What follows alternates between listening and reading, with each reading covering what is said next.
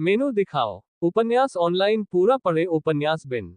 उपन्यास मूर्ख भगवान का विवाह 5 सुंदर देवियों से हुआ। अध्याय 71। गुणा प्रिय पाठकों, अधिक अध्यायों के अनुवाद में हमारी टीम की सहायता के लिए यहां दान करें। URL। मूर्ख भगवान का विवाह 5 सुंदर देवियों से हुआ। C71। Ads by pub future. Steelfield किले के सामने सभी सैनिक किले के सामने एकत्र हो गए और अपनी तलवारें उठा ली। वे सभी तनाव में थे और इतनी मजबूत लाइनअप को देखकर थोड़े घबराए हुए थे। वुल्फ ट्राइब्समैन और ऑक की बड़ी संख्या में सेनाएं उनके सामने खड़ी थीं। इसके अलावा उनकी सबसे निचली रैंक स्क्वायर रैंक थी, जबकि उनके पक्ष के कई लोगों ने अपना मन भी जागृत नहीं किया था। वुल्फ ट्राइब्समैन का एक सदस्य आगे आया। उसकी ऊंचाई 3 मीटर थी, उसकी छाती पर 2 बड़े गहरे निशान थे, तथा उसका फर सफेद था, तथा तीखे श्वान दांत और लंबे पंजे थे। एलेक्स को लगा कि वह वुल्फ ट्राइब्समैन का मुखिया है। डरो मत मानव, हमारा कोई नुकसान करने का इरादा नहीं है, वुल्फ जनजाति के प्रमुख ने ऊंची आवाज में कहा। एलेक्स ने अपने हथियार नीचे नहीं किए, बल्कि अपनी सतर्कता बढ़ा दी और हैमिल्टन की ओर देखा, जिसने संक्षिप्त रूप से सिर हिलाया। एलेक्स आगे बढ़ा और किले के सामने खड़ा होकर बोला, मैं एलेक्स हूं, नेवन का राजा। स्टीलफील्ड किले के सामने अपनी पूरी सेना लाने का आपका क्या मतलब है? क्या आप हमारे खिलाफ युद्ध छेड़ना चाहते हैं? एलेक्स ने ठंडे और तीखे स्वर में कहा।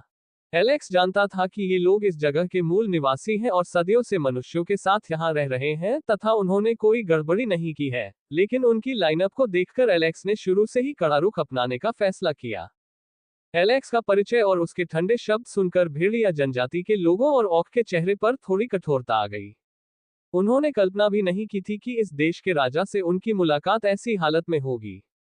वुल्फ ट्राइब्समैन के मुखिया ने ऑक को देखा और आगे बढ़ते हुए उसकी स्वीकृति ली। उसने एलेक्स को धीरे से झुकाया और कहा, मैं पेरू हूं, वुल्फ ट्राइब्समैन का मुखिया। मैं कासेल हूं, ओर्क जनजाति का सरदार। एक बड़ा और भारी भरकम ओर्क आगे आया और एलेक्स को देखते हुए अपने कंधे पर लकड़ी की बड़ी गदा थपथपाते हुए बोला। ओर्क्स वे योद्धा थे जो शक्ति का सम्मान और पूजा करते थे, लेकिन एलेक्स को देखकर उन्होंने घृणा से नाक भान सिकुड़ी, क्योंकि उन्हें लगा कि राष्ट्र का राजा होने के नाते एलेक्स काफी कमजोर था। वह काफी कमजोर लग रहा था और उसके पीछे खड़े लोग भी काफी मजबूत लग रहे थे। जबकि भेड़िया जनजाति के लोगों के मन में भी यही विचार था, उन्हें एलेक्स से खतरे का हल्का सा आभास हो रहा था। कहा जाता है कि वुल्फ ट्राइब्समैन मां प्रकृति के बहुत करीब था और वह कई चीजों को समझ सकता था जो अन्य नहीं समझ सकते थे, और इस समय पेरू की सभी इंद्रियां चिल्ला रही थी कि उसे इस आदमी को नाराज नहीं करना चाहिए। पेरू जानता था कि कासेल शब्दों के मामले में अच्छा नहीं है और वह पहले से ही कासेल की आंखों में एलेक्स के प्रति तिरस्कार की झलक देख सकता था, जिस पर वह केवल आहें भर सकता था और प्रकृति को अपने तरीके से चलने दे सकता था। अलेक्सा, महाराज, हम यहाँ किसी युद्ध या परेशानी के लिए नहीं आए हैं। स्टीलफील्ड किले की स्थापना के दशकों बाद से हमने कभी इस पर हमला नहीं किया है। हमारे मन में इंसानों के प्रति कोई दुश्मनी नहीं है और जो हमारे पास है, हम उससे संतुष्ट हैं, लेकिन हाल ही में हमें जंगल में परेशानियों का सामना करना पड़ रहा है। पेरू ने धीरे से सिर हिलाते हुए कहा, इसके लिए हम सक्रिय निगम और समर्थन की मांग करना चाहते थे। एलेक्स पेरू के लहजे से काफी हैरान था। वह उस तरह का व्यक्ति नहीं लग रहा था जो अपनी अहंकारी भावना को दूर रखते हुए और दूसरे पक्ष के साथ सम्मान से पेश आकर बात करेगा। लेकिन उनके विनम्र बोलने के तरीके ने एक बार फिर साबित कर दिया कि दिखावा भी गुमराह कर सकता है। इसके अलावा एलेक्स को यह नहीं पता था कि जंगल के अंदर क्या चल रहा है, और उसने सोचा कि यह कुछ रहस्यों को उजागर करने का एक अच्छा मौका हो सकता है, लेकिन वह निश्चित नहीं था कि उन पर विश्वास करना चाहिए या नहीं। एलेक्स ने पूछा, क्या आप कृपया स्थिति स्पष्ट कर सकते हैं ताकि मैं उसका सार समझ सकूं? पेरू ने सिर हिलाया और हाल की घटनाओं के बारे में बताना शुरू किया। वह पूरा जंगल जो अज्ञात सदियों से बिना किसी समस्या के अस्तित्व में था, अचानक जल और छल से भरा स्थान बन गया था। और इसकी शुरुआत कुछ महीने पहले हुई जब राक्षस और जानवर अचानक असामान्य रूप से शक्तिशाली हो गए और उन्होंने नरसंहार शुरू कर दिया। सामान्यतः जंगल में कई छोटे छोटे समूह होते थे और राक्षसों के इन समूहों में से प्रत्येक के पास शिकार करने के लिए अपना क्षेत्र होता था, और वे आमतौर पर दूसरे के क्षेत्र में हस्तक्षेप या शिकार नहीं करते थे। लेकिन अचानक उन्होंने जहां भी गए वहां उत्पात मचाना शुरू कर दिया, और इसके अलावा ये भोजन के लिए नहीं था, क्योंकि वे लगातार हत्या करते रहे और शिकार की भी परवाह नहीं की। उनके भेड़िया जनजाति और ओर्क जंगल में प्रमुख प्रजातियां थीं और हमारे पास एक विशाल गांव और एक भूभाग है। कभी कभी उनकी ओर्क के साथ छोटी मोटी झड़प हो जाती थी और उनके साथ एक दो युद्ध भी हो जाते थे, हालांकि उनके बीच कोई गहरी दुश्मनी नहीं थी। पेरू ने गंभीर स्वर में बताया, हमारे बच्चे जंगल में प्रशिक्षण लेते हैं और शिकार करते हैं और चारों ओर असामान्य गतिविधि होने के कारण उन सभी का जीवन खतरे में था, इसलिए हमने अपनी शिकायतों को दूर कर दिया और मामले की जड़ का पता लगाने के लिए एक गठबंधन शुरू किया।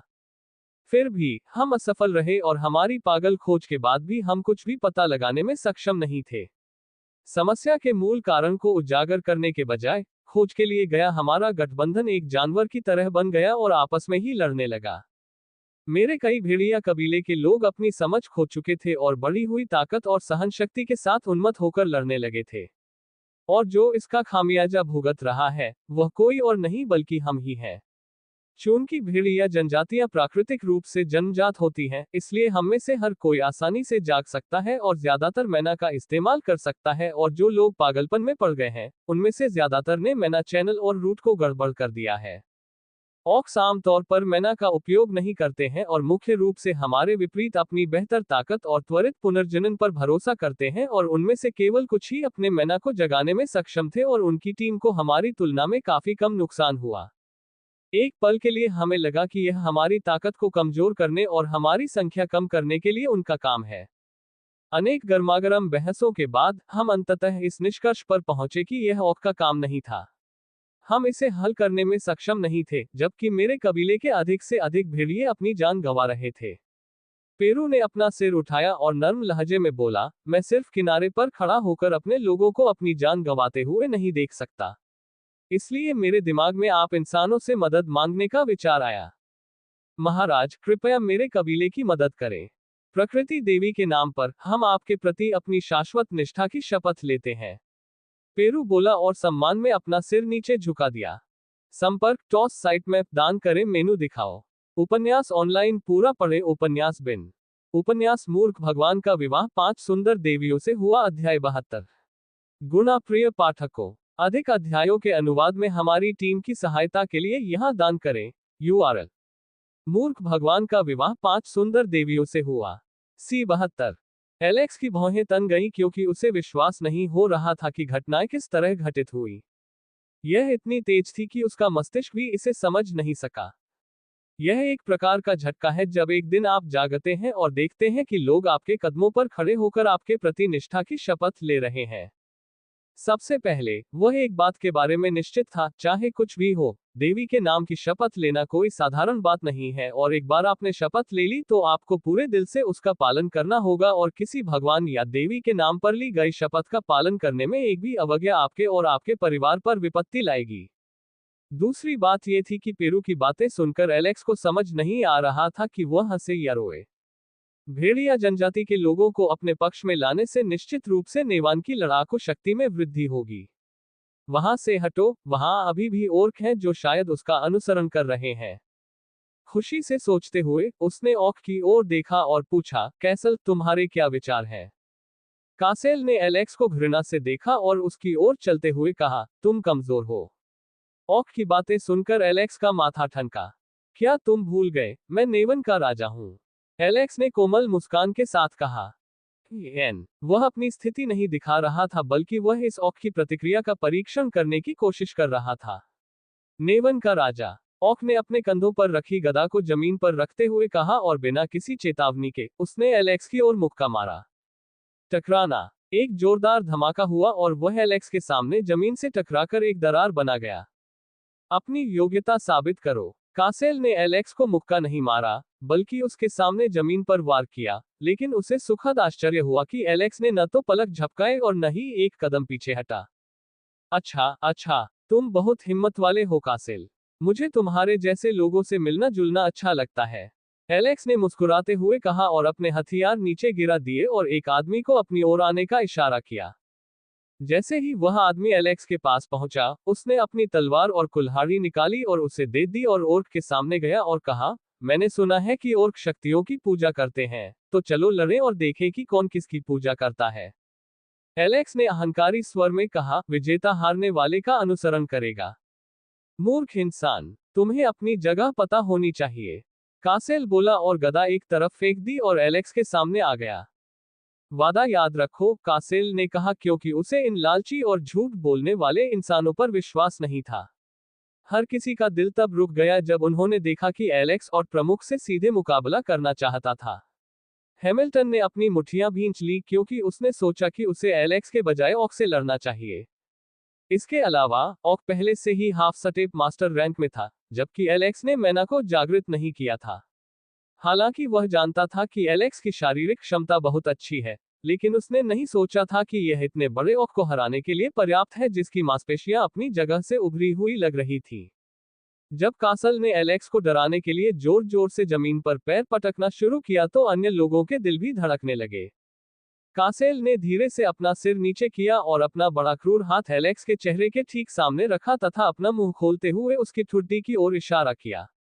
आप राजा हैं, तो क्या? राजा को शक्ति की आवश्यकता है, लेकिन तुम्हारे दुबले पतले शरीर के साथ मैं तुम्हें सूखी टहनी की तरह तोड़ सकता हूं। कासेल ने व्यंग्य किया। एलेक्स ने कोई जवाब नहीं दिया, लेकिन एक सुंदर मुस्कुराहट दी, जिससे वह ऐसा लग रहा था जैसे कोई पुरुष देवदूत धरती पर उतर आया हो। कासेल को यह देखकर आश्चर्य हुआ कि एलेक्स उससे कोसने के बजाय मुस्कुरा रहा था, जो कि मनुष्यों का स्वभाव है, जो हमेशा साधारण धमकी पर भौंकना शुरू कर देते हैं, और यह ज्यादातर उन रईसों के मामले में होता है जो इस स्थिति का आनंद लेते हैं। जैसे ही कासेल आगे बोलने वाला था और एलेक्स के धैर्य की परीक्षा लेने की कोशिश कर रहा था, टकराना, कुविक, साहसी ओर्क के मुंह से सुअर के चीखने की आवाज सुनाई दी, जबकि कासेल दर्द से कराह उठा और कुछ कदम पीछे हट गया। वाह! हर कोई अविश्वास से देख रहा था और यहाँ तक कि ऑक भी आश्चर्यचकित थे क्योंकि एलेक्स ने बिना किसी डर के सीधे चीफ के सिर पर सिर मारा था। एलेक्स के सिर से खून की धार बहने लगी, जबकि कासेल की हालत ठीक नहीं थी और स्पष्टता पाने के लिए उसने अपना सिर हिलाया। ओह! कासेल अपना सिर रगड़ रहा था, तभी एक और मुक्का लगा और वह जमीन पर गिर गया। टकराना, एक ऑक जनजाति के प्रमुख के लिए पर्याप्त ताकत, एलेक्स ने उसी कोमल मुस्कान के साथ कहा। कासेल जमीन से उठे और फिर एक हाथ अपनी नाक पर रखकर खड़े हो गए। उसने अपनी नाक छोड़ दी जो खून से सनी हुई थी और पहले हुए प्रहार के कारण उसकी नाक से खून बह रहा था। उसने आश्चर्य से एलेक्स को देखा और मन ही मन सोचा, क्या बकवास है। हड्डियों का ये छोटा सा थैला इतना जोरदार वार कर रहा है, जबकि उसमें मन की शक्ति जागृत नहीं हुई थी। क्या वह हमारे जैसा है, जिसके पास बेहतर ताकत है, लेकिन उसके शरीर को देखकर ऐसा नहीं लगता। आह! उसने खून छींका और गंभीर भाव से एलेक्स की ओर देखा।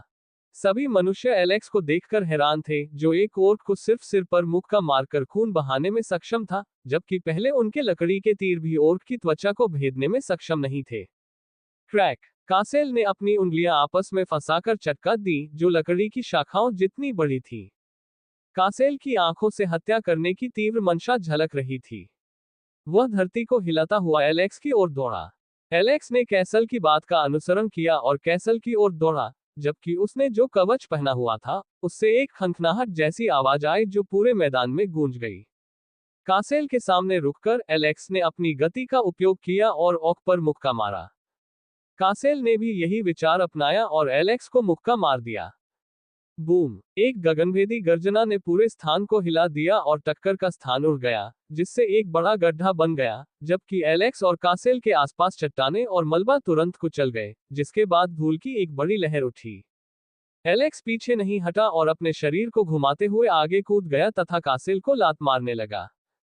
कासेल ने इसे रोकने के लिए अपना हाथ उठाया, लेकिन एलेक्स की किक ने उसे अपना शरीर झुकाने पर मजबूर कर दिया। उसने अपना हाथ उठाया और एलेक्स के पैर को पकड़ लिया तथा एलेक्स को फेंकना चाहा, लेकिन एलेक्स ने अपनी बाहें कासेल की गर्दन के चारों ओर लपेट ली तथा उसका गला घोंटने की कोशिश की। संपर्क टॉस साइट में दान करें मेनू दिखाओ। उपन्यास ऑनलाइन पूरा पढ़े। उपन्यास बिन उपन्यास मूर्ख भगवान का विवाह 5 सुंदर देवियों से हुआ। अध्याय 73। गुणा प्रिय पाठकों, अधिक अध्यायों के अनुवाद में हमारी टीम की सहायता के लिए यहां दान करें। URL: मूर्ख भगवान का विवाह 5 सुंदर देवियों से हुआ। C73। एलेक्स का ऊपरी शरीर कासेल के चारों ओर सांप की तरह लिपटा हुआ था, जबकि कासेल एलेक्स के पैर को खींचने और उसे अलग करने की कोशिश कर रहा था, लेकिन एलेक्स ने अपने दूसरे पैर का उपयोग करके उसके हाथों को लपेटा और उसे जमीन पर दबा दिया। QEE कक कक खकक। कासेल कराह उठा जब एलेक्स के कसकर बंधे हाथों ने उसका गला दबा दिया था, जबकि उसके हाथ उसके हाथों के चारों ओर लिपटे हुए थे और उसे नीचे खींच रहे थे। उसने अपना दूसरा हाथ भींच लिया और अपने खाली हाथ से एलेक्स पर प्रहार किया। Bang, bang, bang, bang. Kassel की कोहनी से चोट लगने के बाद एलेक्स को पेट के निचले हिस्से में दर्द महसूस हुआ, लेकिन उसने दर्द को दबाने के लिए दांत पीस लिए। कासेल के लिए एलेक्स को हिलाना मुश्किल हो गया, जो मुक्का लगने के दर्द और किसी बात के बारे में सोचने से बच गया और जमीन पर लौटने लगा। एलेक्स ने कासेल के इरादों को भांप लिया और उसकी गर्दन पर से अपना हाथ हटा लिया तथा उसकी पीठ से कूद गया, लेकिन जैसे ही उसकी पकड़ ढीली हुई, कासेल ने एलेक्स को जोरदार मुक्का मारा। एलेक्स ने बचाव के लिए अपनी दोनों भुजाएं ऊपर उठाई, लेकिन मुक्का लगने से वह कुछ दूर तक उड़ गया। एलेक्स ने अपना शरीर हवा में घुमाया और अपने दोनों पैरों पर खड़ा हो गया। उसने हाथों पर एक छोटा सा लाल सूजा हुआ धब्बा देखा, जो कि कासेल के मुक्का मारने के कारण था। एक क्षण के लिए उसके हाथ सुन्न और भारी महसूस हुए। ओर्क्स निश्चित रूप से जोरदार प्रहार करते हैं, एलेक्स ने बड़बड़ाया। कासेल को जोर से खांसी आई, क्योंकि उसे लगा कि एलेक्स उसकी गर्दन में स्थित श्वास नली को कुचलने वाला है। वह खांसने लगा, जमीन पर थूकने लगा और अपनी छाती की मांसपेशियों को इस तरह पीटने लगा मानो वह युद्ध के नगाड़े बजा रहा हो, और उसने एलेक्स को चेतावनी दी कि वह अपनी सीमा पहचाने। दिलचस्प। एलेक्स ने ठहाका लगाया, जबकि कासेल ने पलक झपकते ही दूरी कम कर ली और एलेक्स की ओर अपना हाथ घुमाया। एलेक्स आगे झुका और अपने शरीर को नीचे की ओर मोड़कर वार से बच गया, जबकि कासेल ने एलेक्स को दूसरा मुक्का मारा। एलेक्स ने दूरी कम कर दी और अपने शरीर को बगल की ओर झुकाकर झुक गया, जबकि नर्म हवा उसके चेहरे को छूती हुई गुजरी, क्योंकि कासेल की मुट्ठियां एलेक्स के पास से गुजरी। झटका न लगने देते हुए एलेक्स ने अपनी मुट्ठी कसकर बंद की और एक अपरकाट मारा। चूंकि एलेक्स ने दूरी कम कर ली थी और वह कासेल के काफी निकट था तथा उनके बीच की दूरी एक हाथ भी नहीं थी, इसलिए कासेल ने झुकने की कोशिश की, लेकिन वह देर कर चुका था और एलेक्स का मुक्का उसके निचले जबड़े पर लगा। टकराना। एक छोटा सा धमाका सुनाई दिया और कासेल का सिर ऊपर की ओर घूम गया, लेकिन उसने हार नहीं मानी और अपनी दोनों मोटी भुजाएं एलेक्स की ओर घुमाई, जिसे एलेक्स ने अपने शरीर को पीछे झुकाकर टाल दिया और वह पीछे की ओर कूद गया, जबकि वह कुछ दूरी पाने के लिए हवा में कलाबाजी खाता हुआ आगे बढ़ा। करीबी मुकाबले के बाद कासेल और एलेक्स ने कैच कैच का खेल जारी रखा, जहां एलेक्स ने कासेल की पकड़ और उसके हमलों को काफी करीब से बचा लिया। युद्ध को देखने वाला पर्यवेक्षक युद्ध के तरीके को देखकर काफी अचंभित था। दूर से ऐसा लग रहा था कि जैसे अब एलेक्स को कासल का हमला झेलना पड़ेगा और वह घायल हो जाएगा, लेकिन हमले से पहले के अंतिम सेकंड में एलेक्स ने एक कलाबाज की तरह अपने शरीर को अभूतपूर्व कोण पर घुमाया और झटका लगने से बच गया, क्योंकि हमला उसके काफी करीब था। फिसलन मछली। खिलवाड़ करना बंद करो और मुझसे एक आदमी की तरह लड़ो, तुम काया हो। कासेल दहाड़ा। तुम्हारा मतलब क्या था कि तुम एक आदमी की तरह लड़ रहे हो? मैं जन्म से ही एक आदमी हूं। तुम चाहो तो मेरी जांच कर सकते हो। एलेक्स ने अपने चेहरे पर एक बड़ी मुस्कान के साथ कहा। आप। कासेल को लगा कि अगर वह इस आदमी से बात करेगा तो उसकी जागरूकता की भावना कम हो जाएगी। एलेक्स को पकड़ने के प्रयास में कासेल थकने लगा था। हस। एलेक्स ने सांस छोड़ी और उसकी आंखें तेज हो गईं, जैसे ही उसने कासेल को देखा और बुदबुदाया, मुझे लगता है कि आज के लिए बस इतना ही है। खेल का समय खत्म हो गया है, अब काम करने का समय है एलेक्स। एलेक्स ने अपने दोनों हाथ ऊपर उठाए और कासेल के आश्चर्य के लिए मुक्केबाजी की मुद्रा में आ गया। वह नहीं जानता था कि एलेक्स ने अचानक अपना रुख क्यों बदल दिया, लेकिन उसे इसका बुरा पूर्वाभास था। जैसे ही कासेल आगे बढ़ने के लिए तैयार हुआ, उसने अचानक एलेक्स की छवि को उस स्थान से धुंधला हुआ देखा, और अपनी पीठ के पीछे संकट की भावना महसूस करते हुए उसने अपने शरीर को घुमाया और एलेक्स की ओर पीछे की ओर मुक्का मारा, इस उम्मीद के साथ कि उसका हमला एलेक्स से टकराएगा। लेकिन जिससे उसकी मुट्ठी टकराई वह एलेक्स नहीं था, बल्कि वह एलेक्स द्वारा पीछे छोड़ी गई उसकी छवि मात्र थी। कैसल की पुतलियां सिकुड़ गईं और उसकी आंख बाहर निकल आई, और वह भौंचक्का रह गया जब एलेक्स उसकी पीठ के पीछे से गायब हो गया और सामने आकर कैसल के चेहरे पर अपनी मुट्ठी से प्रहार किया। बैंग। कासेल को ऐसा महसूस हुआ जैसे कि दुनिया घूम रही है, और इससे पहले कि वह अपने होश में आ पाता, एलेक्स ने अपने शरीर को हवा में घुमाया और कासेल के सिर पर लात मारने के लिए उसकी पूरी गति का उपयोग किया। उसकी किक ने उसकी सारी गति को नष्ट कर दिया, तथा एक जोरदार धमाके के साथ कासेल का सिर जमीन पर जा लगा। धमाका। एक जोरदार आवाज के साथ एक गड्ढा बन गया और एलेक्स की लात से कासेल का सिर जमीन में धंस गया। ऐसा लग रहा था कि वह एक बड़े गड्ढे में जमीन के नीचे दफन हो गया है, जबकि उसके चारों ओर धूल और मलबा उड़ रहा था। कासेल को इस शर्मनाक तरीके से पराजित होते देख पूरे इलाके में सन्नाटा छा गया। हर कोई निश्चिंत था कि एलेक्स सिर्फ मजाक कर रहा था और जैसे ही वह गंभीर हुआ, उसने कासेल को पूरी तरह से नष्ट कर दिया। कई लोग उनकी प्रशंसा करते थे और उन्हें विस्मय और सम्मान की दृष्टि से देखते थे। ओर्क्स अपने प्रमुख की ओर दौड़े और उसे गड्ढे से बाहर खींचने की कोशिश की। एलेक्स ने इस दृश्य को कठोर भाव से देखा। कई लोग सोचते हैं कि उसने कासेल को परास्त कर दिया है, लेकिन वह जानता था कि यह सच्चाई से कोसों दूर है। उनकी जीत का कारण ये था कि जब उन्होंने शक्ति और चपलता के आंकड़ों के लिए 4 अंक निर्धारित किए, तो उन्हें काफी ताजगी महसूस हुई और लगा कि उनकी सारी पीड़ा गायब हो गई है और उनका शरीर ऐसा महसूस कर रहा था जैसे रात भर की लंबी लड़ाई के बाद भी उसमें पुनः स्फूर्ति आ गई हो। इसके अलावा, एलेक्स जानता था कि कासेल स्वयं को मजबूत करने के लिए मैना का उपयोग कर सकता है, लेकिन उसने इसका उपयोग नहीं किया क्योंकि वह एलेक्स को नीची नजर से देखता था और उसने सोचा होगा कि उसे हराने के लिए मैना का उपयोग करना उसके लिए नीचता होगी। संपर्क टॉस साइट मैप दान करें मेनू दिखाओ। उपन्यास ऑनलाइन पूरा पढ़े उपन्यास बिन। उपन्यास मूर्ख भगवान का विवाह 5 सुंदर देवियों से हुआ अध्याय 74। गुणा प्रिय पाठकों, अधिक अध्यायों के अनुवाद में हमारी टीम की सहायता के लिए यहां दान करें। URL: मूर्ख भगवान का विवाह 5 सुंदर देवियों से हुआ। C74। एक अंधेरे कमरे में, जहां कोई रोशनी नहीं थी, ऐसा लग रहा था जैसे कोई तहखाना हो। एलेक्स काउंट हैमिल्टन के साथ वहां बैठा रहा, जबकि पेरू और कासेओ प्रमुख, जिसका चेहरा सुअर की तरह सूजा हुआ था, एलेक्स और एयोन द्वारा पहले मारे गए मृत ऑक की जांच कर रहे थे। हैमिल्टन ने एलेक्स के कंधे को थपथपाया और कहा, एलेक्स, क्या तुम ठीक हो? कैसल से लड़ने से पहले तुम पूरी रात लड़ चुके हो और काफी थके हुए लग रहे हो, और कैसल से लड़ने से तुम थक गए हो और तुम्हारे शरीर पर कुछ चोटें भी हो सकती हैं। एलेक्स की उदासीन नजर देखकर हैम्पटन ने चिंता से कहा, एक योद्धा को हमेशा अपने शरीर का ध्यान रखना चाहिए और यथासंभव सर्वोत्तम स्थिति में रहने का प्रयास करना चाहिए, क्योंकि कोई नहीं जानता कि अगले क्षण क्या हो जाए। इसलिए प्रशिक्षण के साथ साथ पर्याप्त आराम भी लेना चाहिए ताकि मानसिक रूप से थकान न हो। मैं ठीक हूं अंकल हैमिल्टन। मेरी चिंता करने के लिए धन्यवाद, एलेक्स ने कोमल स्वर में कहा और हैमिल्टन को अपना कंधा थपथपाने दिया जिससे उसे अपने भतीजे जैसा महसूस हुआ। एलेक्स कुर्सी पर पीछे झुक गया और कासिल और पेरू की ओर देखने लगा जो पूरी तरह से मृत शरीर को देखने में डूबे हुए थे। तो, कैसा है? एलेक्स ने ऊंची आवाज में पूछा। पेरू और कासेल पीछे मुड़े और उन दोनों के चेहरे पर गंभीर भाव थे, जैसे उन्होंने किसी गंदगी पर पैर रख दिया हो।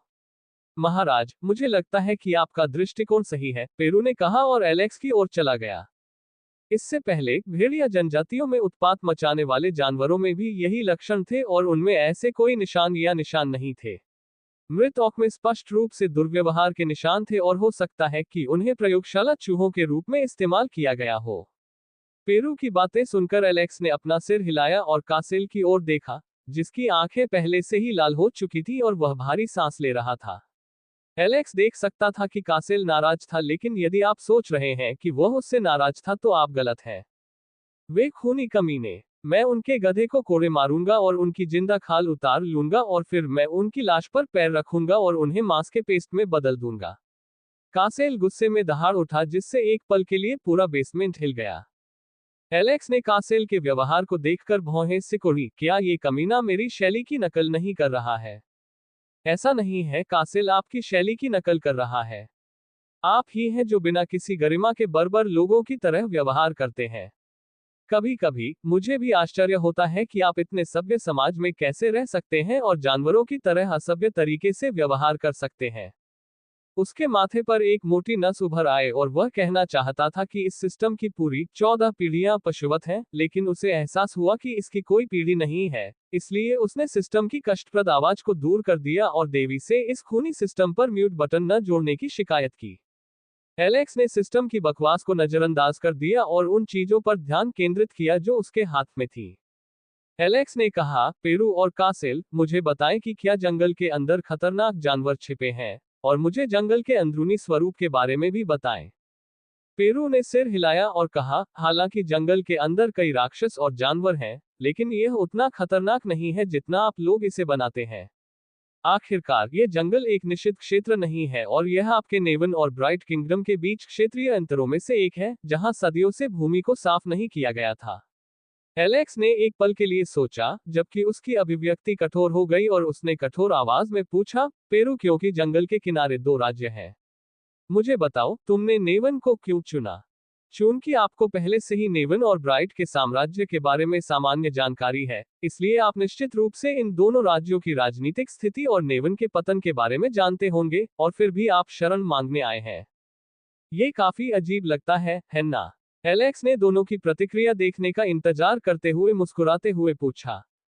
एलेक्स की बातें सुनकर हैमिल्टन की भौहें तन गईं और उसने अपनी सतर्कता बढ़ा दी। दरअसल वह भी यही सोच रहा था, लेकिन एलेक्स के चेहरे पर कोई चिंता नहीं देखकर उसे लगा कि एलेक्स ने शायद पहले ही इस बारे में सोच लिया होगा। पेरू ने कासेल की ओर देखा जो नाक भान सिकोड़ते हुए बोला, सच में, मैं ब्राइट किंगडम जाने की योजना बना रहा था, लेकिन इस पागल शिकारी कुत्ते ने मुझे यहाँ खींच लिया। मैं समझता हूँ कि इसलिए वह तब तक बुरे मूड में था जब तक मैंने उसे नहीं पीटा। एलेक्स ने पेरू पर नजर रखते हुए मन ही मन कहा, साथ ही उसके हाव भाव में किसी भी सूक्ष्म परिवर्तन को नोटिस करने की कोशिश कर रहा था, भले ही वह सूक्ष्म स्तर पर ही क्यों न हो। पेरू के होंठ ऊपर की ओर मुड़ गए जिससे उसके नुकीले दांत दिखाई देने लगे और उसने कहा, नेवन में मदद मांगना हमारा विकल्प नहीं था और यहाँ तक कि मैंने सोचा कि नेवन जाना सिर्फ अपना समय बर्बाद करना है और यह किला जल्द ही गिर सकता है। चाहे ये जगह कितनी भी शक्तिशाली क्यों न हो, यह अभी भी हथियारों और जनशक्ति की आपूर्ति के लिए आंतरिक राजधानी पर निर्भर थी, लेकिन चूंकि नेवन की राजधानी अराजकता में है, इसलिए इसका गिरना तय था। रुको, जब तुम सब जंगल में बंद होकर रह रहे थे, तो तुम्हें इतना सब कैसे पता चला? एलेक्स ने आश्चर्य से पूछा। क्या इस आदमी के पास कोई खुफिया एजेंसी है? एलेक्स ने मन ही मन सोचा। पक्षियों का चहचहाना। पेरू ने बात की और समझाया, या तो हम पक्षियों को पालतू बना सकते हैं या हमारे कुछ भेड़िया जनजाति के लोगों के पास पक्षियों को बुलाने की शक्ति है जिन्हें हम जानकारी इकट्ठा करने के लिए आसपास फैलाते हैं। जैकपॉट, एलेक्स बोला और उसकी आंखें चमक रही थी मानो उसने $1 अरब जीत लिए हो। क्या? पेरू ने पूछा। ओह, कुछ नहीं, आप कहानी जारी रख सकते हैं। माफ कीजिए, मेरा मतलब विषय से है। तो, जैसा कि मैंने कहा, हम ब्राइट जा रहे थे लेकिन बीच में ही हमने अपना मन बदल लिया। जैसा कि आप जानते हैं कि प्रकृति के साथ हमारा गहरा लगाव है और हम प्रकृति की आवाज सुन सकते हैं जो जरूरत के समय हमारा मार्गदर्शन करती है। इसलिए हमने प्रकृति की आवाज सुनी जो आपको ढूंढ रही है और आपकी मदद मांग रही है। पहले मुझे इसका कारण पता नहीं था, लेकिन अब आपको देखकर मुझे लगता है कि यह सही निर्णय हो सकता है। इसके अलावा प्रकृति हमें कभी गलत सुझाव नहीं देगी। संपर्क टॉस साइट में दान करें मेनू दिखाओ। उपन्यास ऑनलाइन पूरा पढ़े उपन्यास बिन। उपन्यास मूर्ख भगवान का विवाह 5 सुंदर देवियों से हुआ अध्याय 75। गुणा प्रिय पाठकों, अधिक अध्यायों के अनुवाद में हमारी टीम की सहायता के लिए यहाँ दान करें। URL: मूर्ख भगवान का विवाह 5 सुंदर देवियों से हुआ। C75। पब फ्यूचर द्वारा विज्ञापन। एलेक्स एक क्षण के लिए चौंक गया। तो, ये प्रकृति की पुकार थी। मैं समझ गया। एलेक्स ने बड़बड़ाते हुए ऊपर देखा और सोचा कि किस देवी का इसमें हाथ है, लेकिन जो भी उनका इरादा हो, वह मुफ्त गुलाम पाकर खुश था। उसका मतलब अच्छे अधीनस्थों से था। इसके अलावा, वह जानता था कि देवियां सर्वशक्तिमान प्राणी नहीं है जो सब कुछ नियंत्रित करती हो।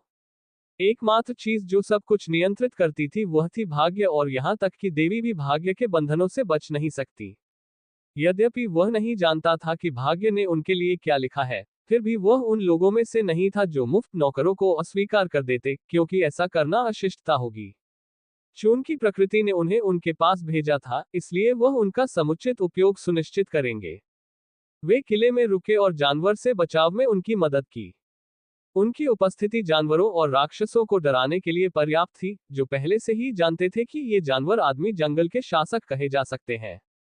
जानवरों और राक्षसों की संख्या कम होते देख उन्होंने विचार विमर्श किया और मामले को सुलझाया तथा एक दल बनाकर जंगल की दूसरी ओर जाने का निर्णय लिया। हर किसी को यह अंदेशा था कि इन सभी परेशानियों के पीछे ब्राइट का हाथ हो सकता है।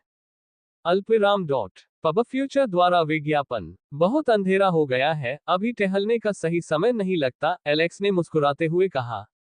जब वह 50 लोगों के दल के मध्य की ओर बढ़ा तो उसकी नजर सभी पर पड़ी, जहां कई अजीब लोग मौजूद थे। उसके दस्ते में एक पिल्ला भेड़िया, एक क्रूर दो मुंह वाला राक्षस औक तथा दिखने में नम्र सेवक शामिल हैं, लेकिन मौका मिलने पर वे उसकी पीठ पर वार भी कर सकते हैं। पेरू और कासेल के नेतृत्व में एक दस्ता उनके साथ था, जबकि ऑन ने व्यवस्था बनाए रखने का कार्यभार संभाला। ओर्क्स और वुल्फर ट्राइब ने अवचेतन रूप से उसे आगे जाने देने के लिए अलग हो गए। जंगल में तनाव धनुष की डोरी की तरह तना हुआ था। वे रात में जंगल पार कर रहे थे ताकि दिन में दूसरे छोर तक पहुंच सके। यदि केवल एलेक्स और उसका मानव दल होता, तो वह ऐसे जंगल में जाने के लिए सहमत नहीं होता, जो रात में जालों से भरा हो सकता है। लेकिन उसके साथ राक्षसों का समूह होता, जिनकी दृष्टि मनुष्यों से कहीं बेहतर होती है और वे मनुष्यों के विपरीत रात में भी देख सकते हैं। एलेक्स उनके सामने खड़ा हुआ और बोला, अब से हमें सावधान रहना होगा। सबसे पहले यह मत भूलिए कि अब से वन क्षेत्र ब्राइट के अधीन आ जाएगा और मुझे नहीं लगता कि उनके पास कोई ऐसा व्यक्ति है जो कोई जाल या निवारक उपाय नहीं लगाएगा जिससे कोई भी व्यक्ति घुसपैठिया निकल सके। सबने एक दूसरे की ओर देखा और सिर हिलाया। और एक और महत्वपूर्ण बात, मैं किसी भी तरह की अवज्ञा नहीं चाहता। मुझे परवाह नहीं है कि आप इंसान हैं या जानवर या राक्षस। इस मिशन में हम सहयोगी हैं और हम सभी को एक दूसरे की पीठ पर नजर रखनी है, और अगर आप में से किसी ने भी परेशानी पैदा करने की कोशिश की तो मैं उसे उचित इनाम देना सुनिश्चित करूंगा। एलेक्स ने चिढ़ाते हुए मुस्कुराते हुए कहा, जो सुनने वालों के कानों में शैतान के शब्दों की तरह गूंज रहा था। अल्पविराम डॉट डॉट। वे पहाड़ी रास्ते में जितने गहरे गए, दृश्य उतना ही वीरान होता गया। जमीन पर लगभग कोई वनस्पति नहीं थी, और जीवन से रहित रास्ता नुकीले नुकीले दांतों की तरह दिखने वाले एक दूसरे को काटती चट्टानों से भरा हुआ था। दीवारों की दरारों के भीतर से मुरझाई हुई झाड़ियां और घास उगाई थी। दूर के अंधेरे में मुरझाए हुए पेड़ दिखाई दे रहे थे। ठंडी हवा पेड़ों की शाखाओं से बहकर आ रही थी, जो भयानक फुसफुसाहट की तरह थी और समय समय पर सुनने वालों के कानों में गूंजती रहती थी। एलेक्स ने चारों ओर देखा कि पेड़ असामान्य थे और मिट्टी से पोषक तत्वों को सोख रहे थे और इसे बंजर जंगल में बदल दिया था, जिसके बारे में लोगों को पता चला। उसने अपनी लौ मशाल उठाई और छाया में कभी कभी जीर्ण कंकालों की लाशें दिखाई दी। वे छोटे और कमजोर जानवर लग रहे थे जो गलती से इस क्षेत्र में घुस आए थे और मृत मांस में बदल गए थे। पब फ्यूचर द्वारा विज्ञापन। मैक्स एक हाथ से टॉर्च उठाए, दूसरे हाथ से अपना बैग पकड़े, उत्सुकता और तनाव से हर जगह देखने लगा। यह पहली बार था जब वह जंगल की खोज करते हुए मानव मार्ग से इतनी दूर चला गया था, और उत्साह के साथ उसने कहा, यह बहुत रोमांचक है। ऑन और बेन, जिन्होंने मैक्स के शब्द सुने, लगभग लड़खड़ा गए और पीछे की ओर गिर पड़े। इस जगह में आखिर रोमांचक क्या है? बेन चिल्लाया। मैक्स ने शर्मिंदगी से अपना गाल खुजाया और कहा, क्या तुमने अपने दादा दादी से वंडरलैंड की भूतिया कहानियां नहीं सुनी है? ये बहुत ही आकर्षक और दिल दहला देने वाली है और मैं हमेशा से इसका अनुभव करना चाहता था। एयोन के होंठ 2 बार फड़कते हुए वह बुदबुदाया, जो कोई भी राजा को बर्दाश्त कर सकता है, वह कभी भी समझदार नहीं हो सकता। हालांकि वह महसूस कर सकता था कि एलेक्स के साथ रहने और उसकी आदत पड़ने के बाद उसकी समझदारी खत्म हो रही है, फिर भी उसने विचारों को स्पष्ट करने के लिए अपना सिर हिलाया और बोला, तुम दोनों इन व्यर्थ चीजों पर समय बर्बाद मत करो। तुम दोनों कमांडर हो, इसलिए वैसा ही व्यवहार करो। बेन चिल्लाना चाहता था कि उस पर गलत आरोप लगाया जा रहा है, लेकिन एओन को पहले से ही उम्मीद थी कि मैक्स का मुकाबला करने के लिए बेन कुछ बकवास कहेगा। एओन के कठोर शब्द सुनकर मैक्स और बेन दोनों ने शर्म से अपना सिर झुका लिया। पीछे की ओर तो भाव अभी भी काफी अच्छे थे, लेकिन इसके विपरीत मार्च के सामने का माहौल काफी निराशाजनक था। पेरू ने विनाशकारी दृश्य देखकर दांत पीस लिए। सभी पेड़ सूख गए थे और यहाँ केवल हड्डियां और लाशें ही दिख रही थी जो यहाँ वहां बिखरी थी। वे प्रकृति माता की संतान माने जाते थे और यहाँ प्रकृति को इस हद तक तबाह होते देख उन्हें बहुत दुख हुआ। ऐसा लग रहा था जैसे ये पूरा स्थान काफी हद तक शापित है। पेरू, मुझे याद आया कि तुमने मुझसे कहा था कि तुमने इस जगह का निरीक्षण किया था। तो क्या ये पहले भी ऐसा ही था? एलेक्स ने गंभीर भाव से पूछा। नहीं महाराज, ये जगह ऐसी नहीं थी। हमें इस जगह का निरीक्षण किए 1 महीना भी नहीं हुआ था और यह जगह ऐसी हो गई थी। पेरू ने बताया, ये जगह हरे भरे पेड़ों से भरी हुई थी और कई जानवर और राक्षस यहाँ वहां शिकार कर रहे थे। जैसे ही वे आगे बढ़े, पेरू ने अचानक अपने कदम रोक दिए और चिल्लाया, अब आपके सभी स्टॉप। एलेक्स ने भौहें सिकुड़ी और सैनिकों को रुकने के लिए हाथ उठाया। पेरू, क्या हुआ? एलेक्स ने पूछा। पब फ्यूचर द्वारा विज्ञापन। संपर्क टॉस साइट मैप दान करें मेनू दिखाओ। उपन्यास ऑनलाइन पूरा पढ़े उपन्यास बिन। उपन्यास मूर्ख भगवान का विवाह 5 सुंदर देवियों से हुआ अध्याय 76। गुणा प्रिय पाठकों, अधिक अध्यायों के अनुवाद में हमारी टीम की सहायता के लिए यहां दान करें। URL। मूर्ख भगवान का विवाह 5 सुंदर देवियों से हुआ। C76। पब फ्यूचर द्वारा विज्ञापन। पेरू, क्या हुआ? एलेक्स चिल्लाया। महाराज, मुझे लगता है कि हमारे आसपास की हवा अजीब तरह से घिनौनी है और यह बदबूदार सांस लेने वाली हवा मुझे परेशान कर रही है, पेरू ने तिरस्कार के साथ कहा। सुबकी सुबकी। एलेक्स ने गहरी सांस ली और चीजों को जांचने के लिए सांस अंदर ली। हालांकि हवा थोड़ी दमघोंटू लग रही थी, लेकिन यह इतनी भी नहीं थी। पेरू, तुम्हारी सूंघने की शक्ति बहुत तेज है। शायद यही कारण है कि तुम्हें ये जगह घिनौनी लगती है। नहीं, ये सिर्फ पेरू की बात नहीं है, मैं भी यही महसूस कर रहा हूँ। जब भी मैं इस बदबूदार सांस को अंदर लेता हूँ, तो मेरे पूरे शरीर में रोंगटे खड़े हो जाते हैं। कासेल ने कहा। आगे बढ़ते हुए उसने तने को छुआ और उसने जमीन से एक पेड़ निकाला जिसकी जड़ें सूख चुकी थी। एलेक्स ने पीछे मुड़कर सभी दस्ते के सदस्यों से पूछा और पाया कि मैक्स और शेष कुछ लोगों को छोड़कर किसी को भी ऐसा महसूस नहीं हुआ था। एलेक्स ने एक क्षण तक इस पर विचार किया। बकवास, एलेक्स ने जोर से कहा क्योंकि अचानक उसके दिमाग में एक विचार आया। एलेक्स ने बताया, मुझे लगता है शायद केवल वे लोग ही ऐसा महसूस कर रहे हैं जिन्होंने अपनी मानसिकता को जागृत कर लिया है। सभी ने एलेक्स की बातें सुनी और कुछ क्षण के लिए एलेक्स के निष्कर्ष के बारे में सोचने में खो गए और एलेक्स के विश्लेषण को सत्य पाया। आखिरकार जो लोग मन को जागृत कर चुके हैं वे ऐसा ही महसूस कर रहे थे। पेरू ने फिर सूंघते हुए कहा, शायद हवा में कुछ है और मुझे लग रहा है कि इसी वजह से सारी परेशानियां पैदा हुई हैं। इसके अलावा शायद हम सभी सच्चाई का पता लगाने के बहुत करीब हैं, पेरू ने सख्त भाव से कहा। एलेक्स ने पेरू के हाव भाव को देखा और अपने मन सेंसर को सक्रिय कर दिया और कुछ ही क्षणों में उसकी दृष्टि में कई लाल बिंदु दिखाई दिए।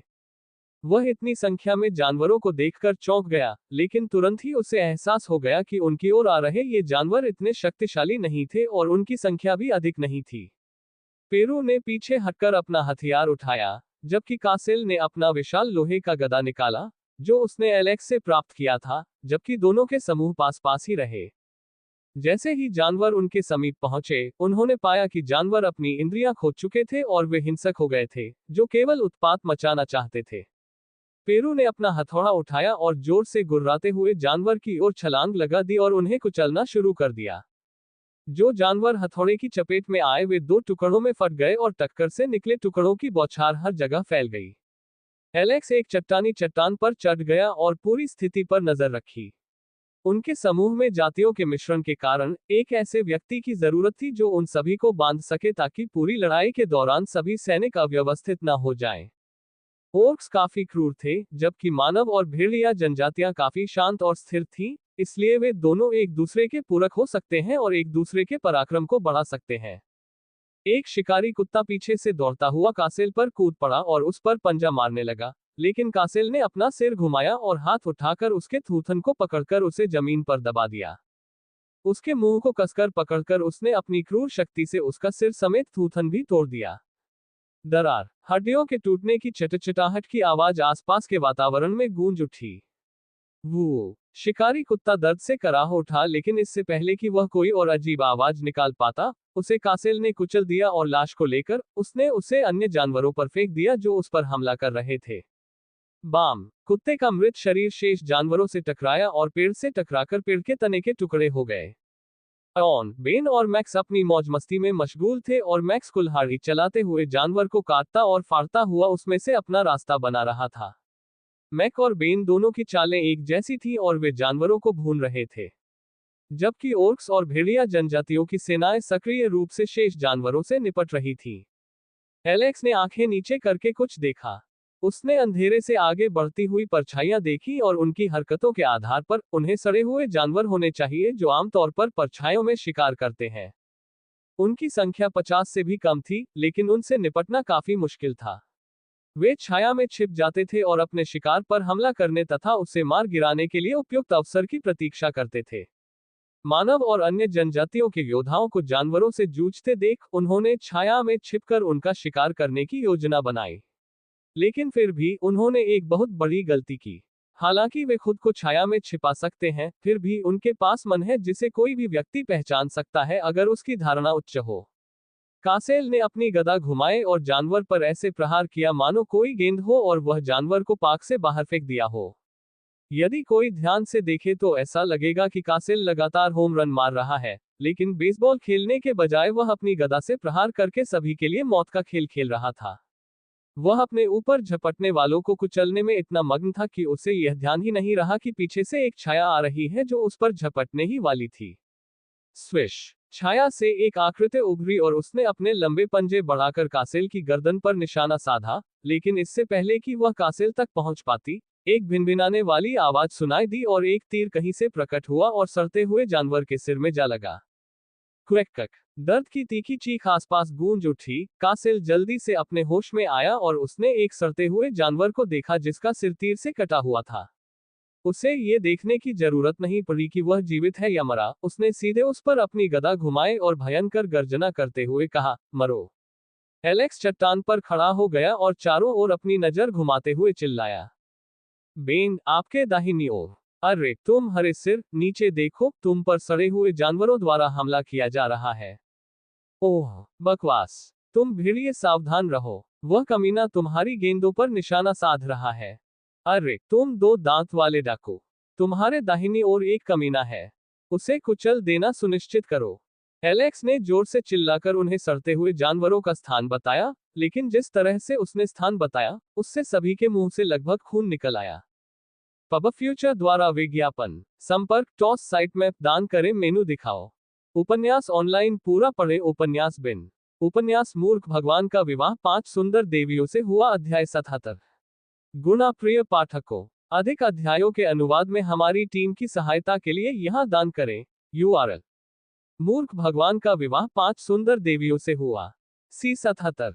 पब फ्यूचर द्वारा विज्ञापन। एलेक्स के मार्गदर्शन और बेहतर स्थिति प्रदान करने वाले कौशल तथा सभी दस्तों के बीच अच्छे समन्वय के कारण वे अंततः उन खतरों को खत्म करने में सफल रहे जो उन तक पहुंच चुके थे। एक संकरी घाटी में, जिसमें एक चट्टानी चट्टान थी और जो तीखे पत्थरों के एक क्षेत्र को काटती थी, एलेक्स और उसकी टुकड़ी खड़ी थी। एक छोर पर स्थित क्षेत्र मरते हुए जानवरों की अपूर्ण पीड़ा से भरा हुआ था, जिनके शवों को एक तरफ सड़ने के लिए छोड़ दिया गया था और ऐसा लग रहा था जैसे कि वे फेंके गए नमूने थे और कोई उन पर झपटने वाला नहीं था। एक चट्टान के ऊपर खड़े होकर एलेक्स उस क्षेत्र का निरीक्षण कर रहा था, जबकि अन्य लोग प्रश्नवाचक दृष्टि से उसकी ओर देख रहे थे। उनके मार्च को अचानक एलेक्स ने रोक दिया और उन्हें रुकने और आराम करने का आदेश दिया। महाराज, हम यहाँ क्यों रुके? पेरू ने क्षेत्र को देखते हुए पूछा। यद्यपि वर्तमान स्थान पिछली जगह की तुलना में काफी खराब था, जहां उन्हें जानवरों के झुंड ने घेर रखा था, फिर भी पेरू को कुछ भी गलत महसूस नहीं हुआ। एलेक्स ने ऊपर की ओर देखा, जैसे सुनहरी रोशनी की हल्की किरणें उस पर पड़ रही हो। भोर का समय था, सूरज के पूरी तरह उगने में अभी आधा घंटा और बाकी था। ये यही है, एलेक्स ने गंभीर भाव से कहा। एलेक्स की बातें सुनकर सभी लोग आश्चर्य से अपनी अपनी कुंडलियां ऊपर उठा लाए। क्या मतलब है तुम्हारा? कासेल ने बड़बड़ाते हुए कहा, क्योंकि उसे मनुष्य का बात करने का घुमा फिराकर तरीका पसंद नहीं आया।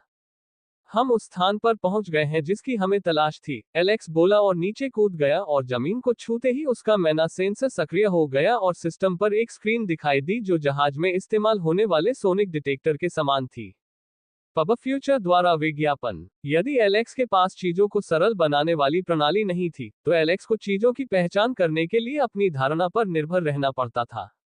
उदाहरण के लिए, जब उन्होंने सत्य की आंखों को सक्रिय किया, तो एक स्क्रीन सामने आई, जिसमें दूसरे पक्ष के आंकड़े दिखाए गए, लेकिन सत्य की आंखों को चीजों को जानने के लिए सिस्टम की कभी आवश्यकता नहीं पड़ी।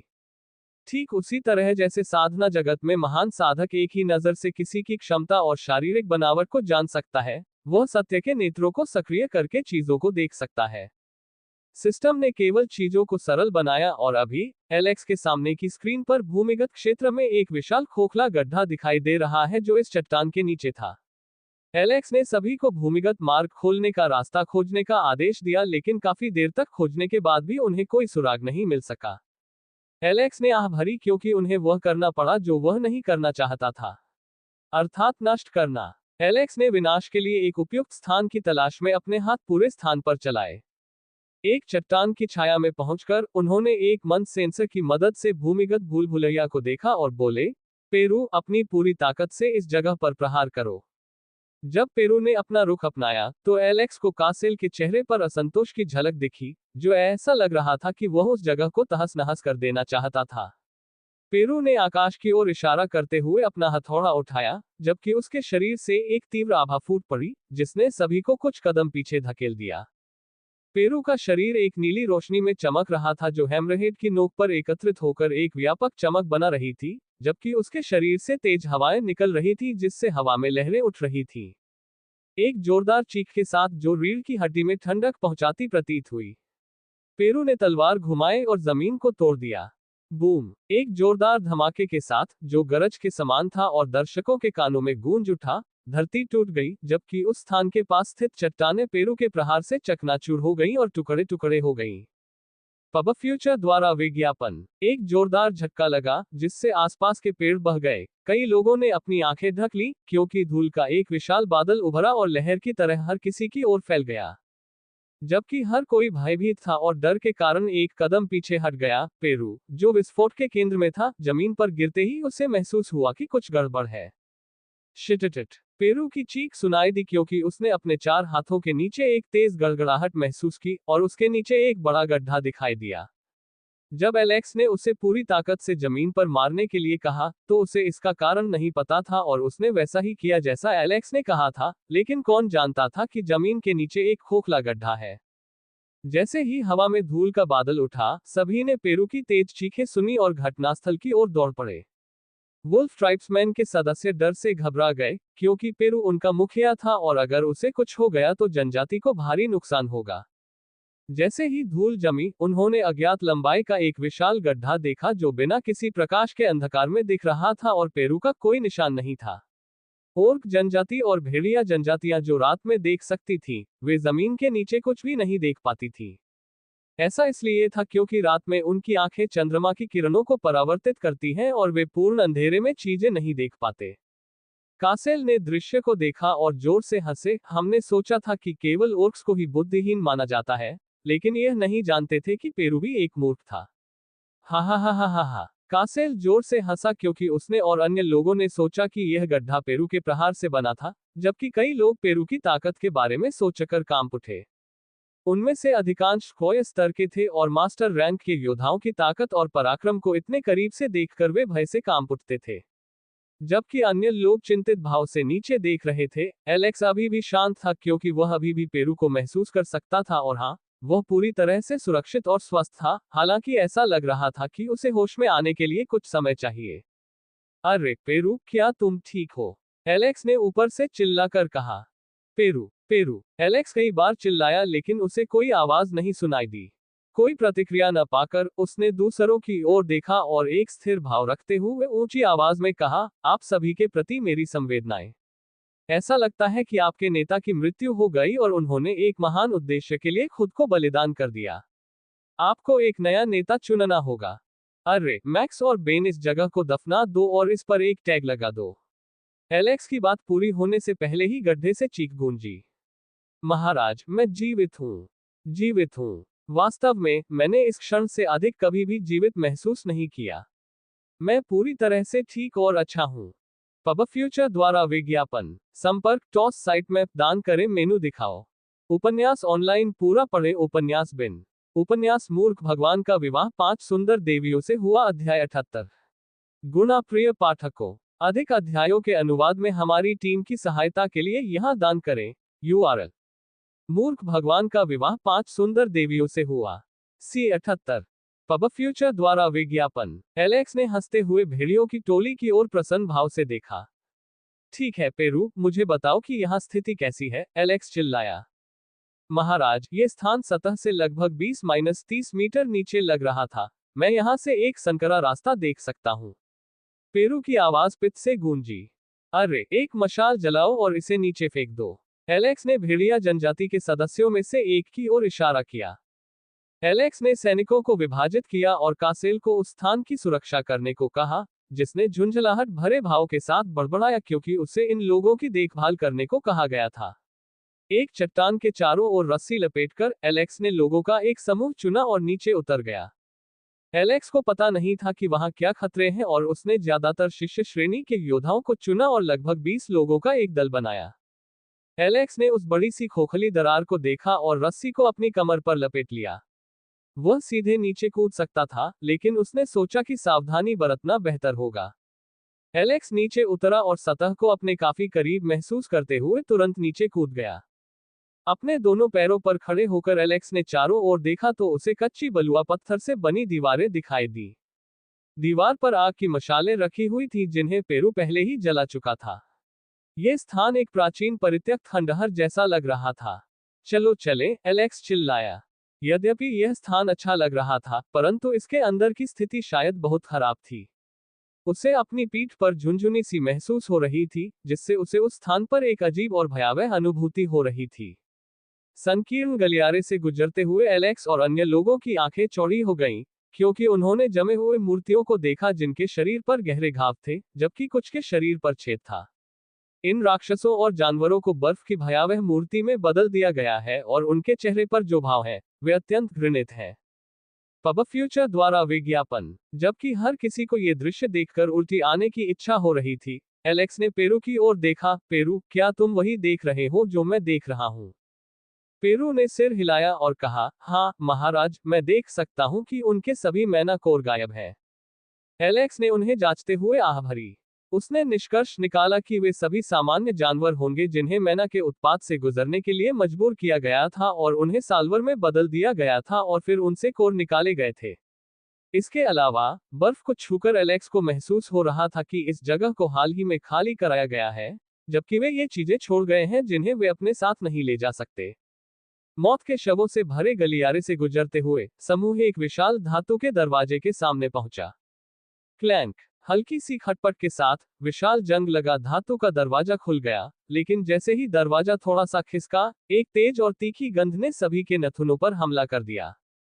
उन्होंने अभी उस खौफनाक कमरे में कदम भी नहीं रखा था और उनका स्वागत एक गर्म, सड़ी हुई गंध से हुआ और जो कुछ उनकी आंखों के सामने था, उसे देखकर वे थोड़ा पीछे हट गए। यह एक बहुत बड़ा कमरा था और इसके अंदर कई छोटी छोटी जेलें थीं जिनमें कई राक्षस और जानवर जंजीरों से बंधे थे, लेकिन अब वे सभी मर चुके थे। उद्धरण चिन्ह अल्पविराम डॉट डॉट उद्धरण चिन्ह। सभी लोग अचंभित थे और एलेक्स की ओर जिज्ञासा भरी निगाहों से उसके आदेश की प्रतीक्षा कर रहे थे। हम पूरी जगह की तलाशी लो, एलेक्स ने चीजों को देखते हुए थोड़ा आगे बढ़ते हुए आदेश दिया। यद्यपि वे सभी मर चुके थे, लेकिन इन राक्षसों को हथकड़ी लगा दी गई थी और एक स्थान पर बांध दिया गया था ताकि वे हिल न सकें। उनकी कलाई पर बड़े और भारी धातु के हथकड़े पहनाए गए थे जिनसे खून रिसकर जम गया और हथकड़ियां लाल हो गईं। फर्श पर खून के निशान थे जो शव को घसीटने के कारण बने प्रतीत हो रहे थे। उस जगह खून की बदबू फैली हुई थी और उसकी दुर्गंध सहन करना बहुत कठिन था। ये सब चीजें देखते हुए एलेक्स एक बात के बारे में सोच रहा था। क्या वह खुद को शांत रख पाता अगर ये राक्षस और जानवर की बजाय इंसान होते? नहीं, अगर कभी उसका कोई प्रियजन ऐसी स्थिति में मिले तो वह क्या करेगा? वह क्या कर सकता है यदि वह लड़ने में असमर्थ हो और उसके सभी प्रियजनों को उससे जबरदस्ती छीन लिया जाए तथा उन्हें यातनाएं देकर प्रयोग के तौर पर इस्तेमाल किया जाए? जवाब यह है कि वह नहीं जानता। इस संभावना के बारे में सोचते ही उसका दिमाग पूरी तरह खाली हो गया।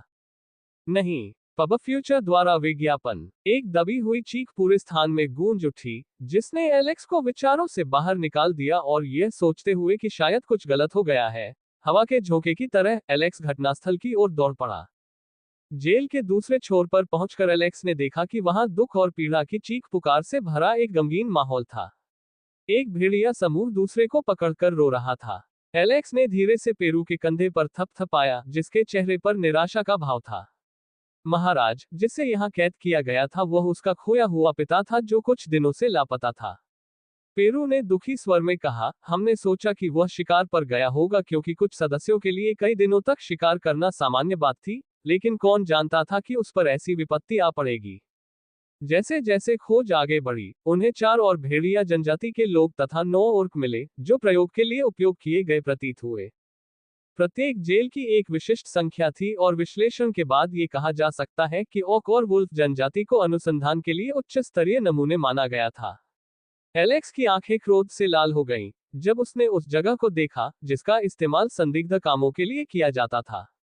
वह नहीं जानता था कि इस जगह का प्रयोग किस प्रकार के प्रयोग के लिए किया गया था और न ही वह जानता था कि वे ऐसा क्यों कर रहे थे, लेकिन एलेक्स ने खुद से वादा किया कि वे अपने अपराधों के लिए ब्याज सहित भुगतान करेंगे और एलेक्स उनका ऋण संग्रह करता होगा।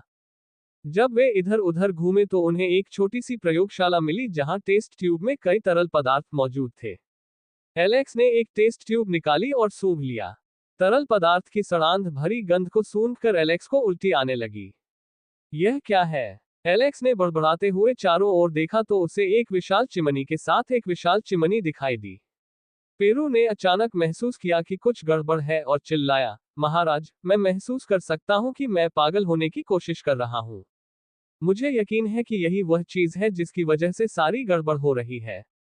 नहीं, पेरू, यह असली चीज नहीं है। यह सिर्फ एक माध्यमिक त्यागी गई सामग्री है। अगर यह कीमती होती तो वे इसे नहीं छोड़ते। एलेक्स ने निष्कर्ष निकाला और आगे की ओर देखा। अल्पविराम अल्पविराम अल्पविराम। एलेक्स अब एक खाली कमरे में खड़ा था जिसके बीच में एक बड़ी मेज थी जबकि दूसरी ओर एक बड़ी किताबों की शेल्फ थी और एक मेज पर एक छोटा पारदर्शी क्रिस्टल मौजूद था।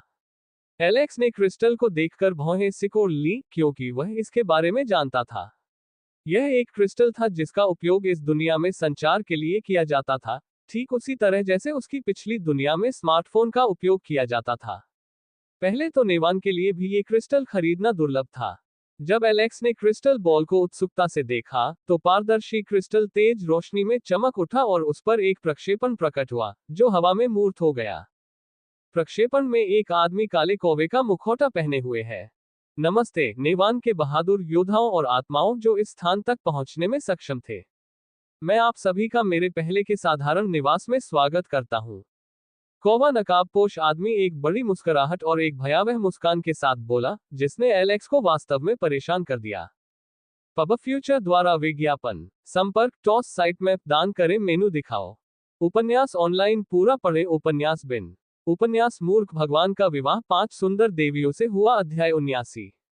गुणा प्रिय पाठकों, अधिक अध्यायों के अनुवाद में हमारी टीम की सहायता के लिए यहां दान करें। URL: मूर्ख भगवान का विवाह 5 सुंदर देवियों से हुआ। C 79। Ads by pub future. Alex और पेरू सहित अन्य लोगों ने नकाबपोश व्यक्ति की ओर गंभीर भाव से देखा। आप कौन है? एलेक्स ने क्रोधित और अधिकारपूर्ण स्वर में पूछा जबकि उसकी आंखें एक पल के लिए चमक उठी। मैं भी तुम्हारी तरह एक बेचारा इंसान हूं, अपने मालिक का नौकर और उस जगह का मालिक जहां तुम बिना किसी औपचारिक निमंत्रण के घुस आए हो। कौवा नकाबपोश आदमी ने मजाक करते हुए कहा। मैं देख रहा हूं कि तुम्हारा ब्राइट्स कुत्ता चाट रहा है, एलेक्स ने उस आदमी की ओर देखते हुए कहा, जिसका चेहरा उस व्यक्ति द्वारा उसे कुत्ता कहने पर सख्त हो गया था। तुम तो बहादुर योद्धा लग रहे थे। तो बताओ तुम्हारा नाम क्या है? माफ करना, मैं एक कौवा मुखौटा पहने कमीने का गंदा और घिनौना चेहरा देखकर अपना नाम भूल गया, एलेक्स ने तिरस्कार के साथ कहा और गालियां बकने लगा। तो कृपया मेरी संवेदना स्वीकार करें। शब्दों को तोड़ मरोड़ कर कहने की कोई आवश्यकता नहीं थी और वह इस कमीने से बातचीत भी नहीं करना चाहता था। मैं महसूस कर सकता हूं कि तुम गर्म खून वाले नौजवान हो। जवान होना और खून से लथपथ होना अच्छी बात है ना? कौवा मुखौटा वाला आदमी थोड़ा हंसा। हा हा हा हा हा। एलेक्स ने कौवा नकाबपोश मां के शब्दों को गर्म करते हुए हंसा और जवाब दिया। तुम सही कह रहे हो। असल में मैं बहुत हॉट हूं और अगर तुम मेरी हॉटनेस के साथ खेलने की कोशिश करोगे तो तुम्हारा ब्राइट किंगडम मेरे गुस्से में जल जाएगा, एलेक्स ने अपने चेहरे पर बड़ी मुस्कान के साथ कहा। कौवा नकाबपोश व्यक्ति एक क्षण के लिए स्तब्ध रह गया और सोचने लगा कि यह व्यक्ति बिना किसी प्रमाण के कि वह ब्राइट से है, हर शब्द पर ब्राइट को निशाना क्यों बना रहा है। आप निराधार धारणाएं बना रहे हैं। मैं नहीं, हम ब्राइट किंगडम से संबंधित नहीं हैं। हम एक स्वतंत्र संगठन है जो प्रकृति के रहस्यों और रहस्यों को उजागर करने के लिए अनुसंधान करने के लिए खुद को समर्पित करता है। तो इसमें जीवों का अनुभव भी शामिल है? एलेक्स ने पूछा। आपको ये जानने की जरूरत नहीं है कि हम काम कैसे करते हैं। मैंने ये क्रिस्टल वहां इसलिए छोड़ा क्योंकि मैं जानना चाहता था कि नेवन का राजा किस तरह का व्यक्ति है। Alex von Stein. कौवा नकाबपोश आदमी ने एलेक्स के चेहरे पर एक हैरान करने वाले भाव की अपेक्षा करते हुए कहा, क्या क्या तुम्हें याददाश्त की समस्या है? अगर तुम मेरा नाम जानते हो तो तुमने मुझसे क्यों पूछा? अरे पेरू, इस आदमी को कुछ इलाज की जरूरत है। रुको, हो सकता है कि मुखौटे के पीछे कोई बेवकूफ हो जिसने अपना सिर चोटिल कर लिया हो और सारी चीजें भूल गया हो और अचानक उसे सब कुछ याद आ गया हो। या फिर मुझे बताओ, क्या तुम औरतें हो जो कौवे का मुखौटा पहने हुए आदमी का कॉस्प्ले कर रही हो? क्योंकि तुम बिल्कुल औरतों की तरह बोलती हो जो गोल गोल घूमकर चीजों के इर्द गिर्द घूमती हैं। पेरू और कौवा नकाबपोश आदमी दोनों शब्द सुनकर लगभग घुट गए और अपने नितंबों पर गिर पड़े। कुछ भी कहने में असमर्थ, पेरू ने केवल एक अचंभित अभिव्यक्ति के साथ अपना सिर हिलाया, जबकि नकाबपोश आदमी ने अपना धैर्य खो दिया और एलेक्स की ओर अपना चेहरा बनाते हुए चिल्लाया, तुम? अच्छा अच्छा, नेवान, मैं अपनी आंखों से नेवान का विनाश देखूंगा। चिंता मत करो, तुम आसानी से नहीं मारे जाओगे। तुम पर थूका जाएगा और तुम मेरे प्रताड़ित विषयों में से एक होगे, जिसके साथ मैं जी भरकर खेलूंगा। आज तक किसी ने भी मेरे साथ इतनी बदतमीजी और इतना खुला अनादर नहीं किया था। मैं डर का प्रतीक हूं और बहुत से लोग मेरी पूजा करते हैं। मैं बस एक अच्छी बातचीत करना चाहता था, लेकिन तुमने मेरा पूरा मूड खराब कर दिया। नेवान के पूरे राज्य और उसके लोगों को तुम्हारे इस अभद्र व्यवहार के परिणाम भुगतने होंगे। उस दिन को याद करो जब तुमने इस पवित्रता का अनादर किया था। कौवा नकाबपोश आदमी ने लाल आंखों से चिल्लाते हुए कहा। एक 19 साल का लड़का आया और उसे अपमानित किया। ऐसी बातें वह कतई बर्दाश्त नहीं करेगा। उन्होंने उम्मीद की थी कि इससे इस लड़के के दिल में डर पैदा होगा और वह सदमे, अविश्वास और गुस्से की अभिव्यक्ति का आनंद लेंगे, लेकिन उनकी उम्मीदों के विपरीत चीजें इसके विपरीत थी। ये लड़का मूर्ख नहीं है, बल्कि यह लड़का पागल है जिसके साथ तर्क नहीं किया जा सकता। एलेक्स ने एक पल के लिए अपनी आंखें बंद की और कहा, मैं अपनी टिप्पणी स्वीकार करता हूं। तुम एक महिला नहीं हो। कौवा नकाबपोश व्यक्ति को एलेक्स की बातें सुनकर समझ नहीं आया कि उसे कैसा महसूस होगा, और वह मुस्कुराया क्योंकि उसे लगा कि उसकी धमकी से एलेक्स डर गया होगा। उसने संतुष्टि में सिर हिलाया, लेकिन एलेक्स के अगले शब्द सुनकर वह लगभग गिर पड़ा। तुम स्पष्ट रूप से बड़े अंडकोश वाले आदमी हो, और मुझे बड़े अंडकोश वाले आदमी पसंद है। आखिरकार उन्हें कुचलने में बहुत मजा आता है। एलेक्स ने गुस्से में अपनी आंखों में चमक के साथ कहा। एक तुच्छ मानव जो शक्ति की असीमता को नहीं जानता, उसे धमकाने का साहस करता है। यदि उसके राज्य और कर्तव्य ने उसे नहीं रोका होता, तो एलेक्स पहले ही ब्राइट के पास पहुंच चुका होता। क्या तुम मुझे मूर्ख समझते हो? मैं पहले मूर्ख था, लेकिन अब मैं मूर्ख नहीं हूं। ब्राइट के दूसरे राजकुमार, अपनी नकली बड़ी गेंदों को दिखाने की कोशिश मत करो, और अगर तुम में हिम्मत है तो मुखौटा खोलो और मुझसे बात करो। मैं कसम खाता हूं कि मैं तुम्हें ढूंढ लूंगा और इस जगह को संचालित करने वालों के साथ साथ तुम्हारा पूरा अस्तित्व मिटा दूंगा। Ads by pub future. कौवा नकाबपोश व्यक्ति को ऐसा महसूस हुआ जैसे कि उसका जीवन खत्म हो गया हो, जबकि पेरू और कुछ अन्य लोग नकाबपोश व्यक्ति को स्तब्धता और अविश्वास से देख रहे थे। यह आदमी ब्राइट का दूसरा राजकुमार था। कैसे? महामहिम को कैसे पता चला? एलेक्स ने शैतानी मुस्कान बिखेरी और ब्राइट सेकंड प्रिंस की ओर देखा। एलेक्स के पास ये जानने का कोई तरीका नहीं था कि इस गड़बड़ी के लिए कौन जिम्मेदार है, लेकिन यह आदमी तो बस एक बेवकूफ की तरह यहां आना चाहता था, ताकि उसे थप्पड़ पड़ जाए। जैसे ही कौवे के मुखौटे वाले व्यक्ति की आकृति प्रकट हुई, एलेक्स ने सत्य की आंखें सक्रिय कर दी। मन क्रिस्टल व्यक्ति के मन हस्ताक्षर को रिकॉर्ड करता है तथा उसे मन संकेतों के माध्यम से दूसरे मन क्रिस्टल तक पहुंचाता है। और जब तक आदमी का मूल मन हस्ताक्षर उसके प्रक्षेपण के साथ मौजूद रहेगा, एलेक्स आइज ऑफ ट्रुथ काम करेगा। यदि यह सिर्फ एक तस्वीर या रिकॉर्डिंग होती, तो ये काम नहीं करता, लेकिन चूंकि यह व्यक्ति एक लाइव शो में आया था, इसलिए एलेक्स आसानी से उसकी पहचान उजागर करने में सक्षम था। इसीलिए एलेक्स ने इस व्यक्ति को यथासंभव डराने और उसे झटका देने की कोशिश की, क्योंकि वह जानता था कि इस प्रकार के लोगों से बात करना बेकार है जो सोचते हैं कि वह एलेक्स को झटका दे सकता है। इसके अलावा, एलेक्स ने अनुमान लगाया कि ओक के भाग जाने के बाद से ये लोग इस जगह को खाली कर चुके हैं। मुझे नहीं पता था कि बातचीत इस तरह से आगे बढ़ेगी, लेकिन इससे कुछ नहीं बदलता। मैंने आपकी पसंद के हिसाब से पहले से ही एक उपहार तैयार कर रखा था। मुझे उम्मीद है कि आपको मेरा विदाई उपहार पसंद आएगा, चूंकि आप मेरे बारे में पहले से ही जानते हैं। उस स्थिति में आप उस व्यक्ति का नाम जानकर शांति से मर सकते हैं जो आपकी मौत का कारण बनने जा रहा है। कौवा नकाबपोश व्यक्ति ने अपना रूप दिखाया और तुरंत कनेक्शन कट गया। एलेक्स घबरा गया और उसने सोचा कि यह जगह नष्ट हो सकती है और जल्दी से चिल्लाया, अपने करीबी लोगों को ले लो और चलो यहां से निकल जाओ। एलेक्स की बात सुनकर सभी भागने लगे। एलेक्स भागने ही वाला था कि पीछे मुड़ा और लालच भरी नजरों से क्रिस्टल बॉल को देखा और उसे छीनकर बाहर भाग गया। जमीन हिलने लगी और वह स्थान टूटने लगा, लेकिन सौभाग्य से जिस स्थान से वे नीचे फिसले वह काफी नजदीक था और चूंकि वह स्थान पहले से ही ऊपर से टूटा हुआ था इसलिए वह स्थान ढहने से अपेक्षाकृत सुरक्षित था। सभी ने अपने परिजनों के शवों को उठाया और रस्सी के सहारे ऊपर चढ़ने लगे। उनमें से कई पर चट्टानें और मलबा गिरने लगा, लेकिन पेरू ने हवा के जादू का उपयोग करके एक छोटा भंवर बनाकर उन्हें गिरने से रोक दिया, जबकि एलेक्स ने उन पर गिरने वाले मलबे को मुक्का मारकर तोड़ दिया। दीवारें ढहने के बाद जमीन ढहने लगी। शिट! पेरू और एलेक्स दोनों ने एक साथ गाली दी और दरार के मुंह से आती हुई हल्की रोशनी और जमीन में पड़ी दरारों को देखा।